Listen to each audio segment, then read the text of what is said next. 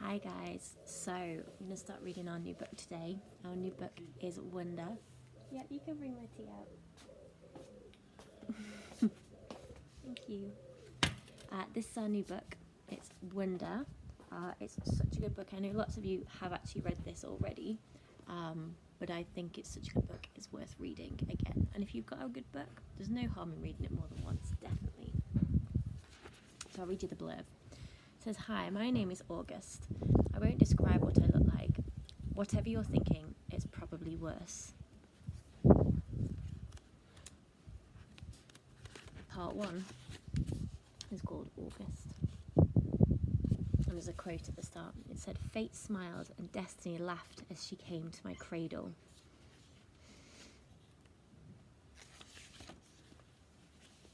First chapter, Ordinary. I know I'm not an ordinary 10-year-old kid. I mean, sure, I do ordinary things. I eat ice cream, I ride my bike, I play ball, I have an Xbox. Stuff like that makes me ordinary, I guess. And I feel ordinary inside.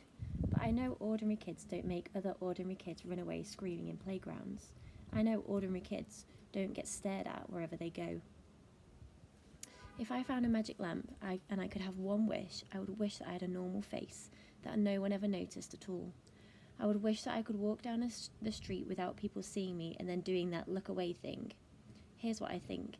The only reason I'm not ordinary is that no one else sees me that way. But I'm kind of used to how I look by now. I know how to pretend I don't see the faces people make.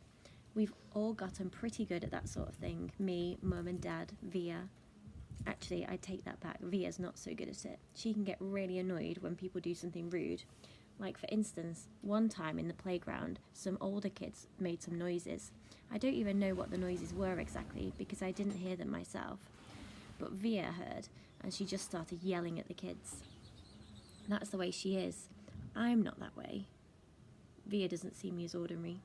She says she does, but if I were ordinary, she wouldn't feel like she needs to protect me so much.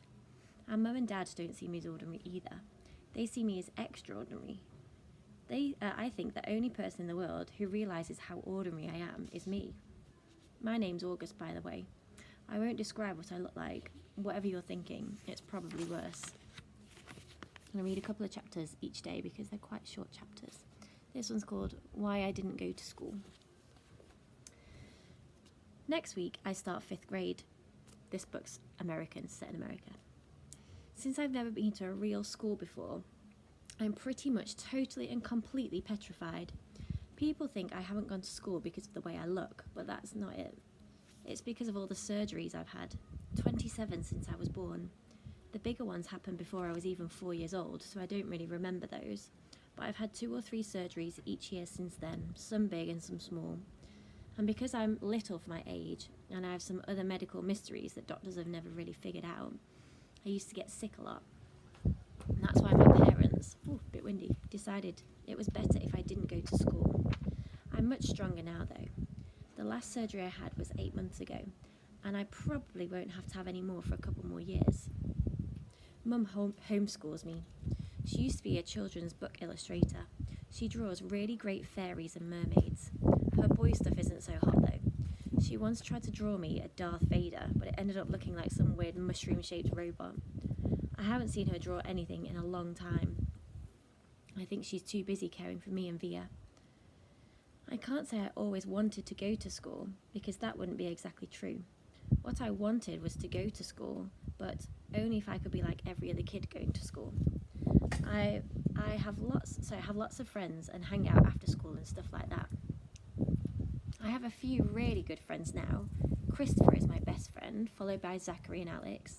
We've known each other since we were babies, and since they've always known me the way I am, they're used to me. When we were little, we used to have play dates all the time, but then Christopher moved to Bridgeport in Connecticut. That's more than an hour away from where I live in North River Heights, which is at the top tip of Manhattan. And Zachary and Alex started going to school. It's funny, even though Christopher's the one who moved far away, I still see him more than I see Zachary and Alex. They have all these new friends now. If we bump into each other in the street, they're still nice to me though. They always say hello. I have other friends too, but not as good as Christopher and Zach and Alex were. For instance, Zach and Alex always invited me to their birthday parties when we were little, but Joel and Eamon and Gabe never did. Emma invited me once, but I haven't seen her in a long time.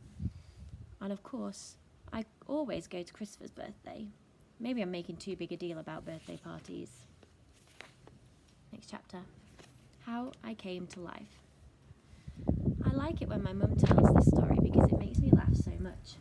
It's not funny in the way a joke's funny, but when Mum tells it, Via and I just start cracking up. So when I was in Mum's stomach, no one had any idea that I would come out looking the way I look. Mum had had Via 4 years before, and that had been such a walk in the park, Mum's expression, that there was no reason to run any special tests. About 2 months before I was born, the doctors realised there was something wrong with my face, but they didn't think it was going to be bad. They told Mum and Dad that I had a cleft palate and some other stuff going on. They call it some small abnormalities. There were 2 nurses in the delivery room that night I was born. One was very sweet and nice, and the other one, Mum said, did not seem nice and sweet at all. She had very big arms, and here comes the funny part, she kept farting. Like, she'd bring Mum some ice chips and then fart. She'd check Mum's blood pressure and fart. Mum says it was unbelievable because the nurse never even said excuse me.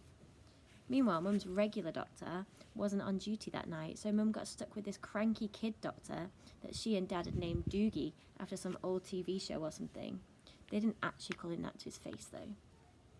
But Mum says that even though everyone in the room was kind of grumpy, Dad kept making her laugh all night long. When I came out of Mum's stomach, she said the whole room got very quiet. Mum didn't even get a chance to look at me because the nice nurse immediately rushed me out of the room. Dad was in such a hurry to follow her that he dropped the video camera, which broke into a million pieces. And then Mum got very upset and tried to get out of the bed to see where they were going, but the farting nurse put her very big arms on Mum to keep her down in the bed. They were practically fighting because Mum was hysterical and the farting nurse was yelling at her to stay calm, and then they both started screaming at the doctor. But guess what? The doctor had fainted right on the floor.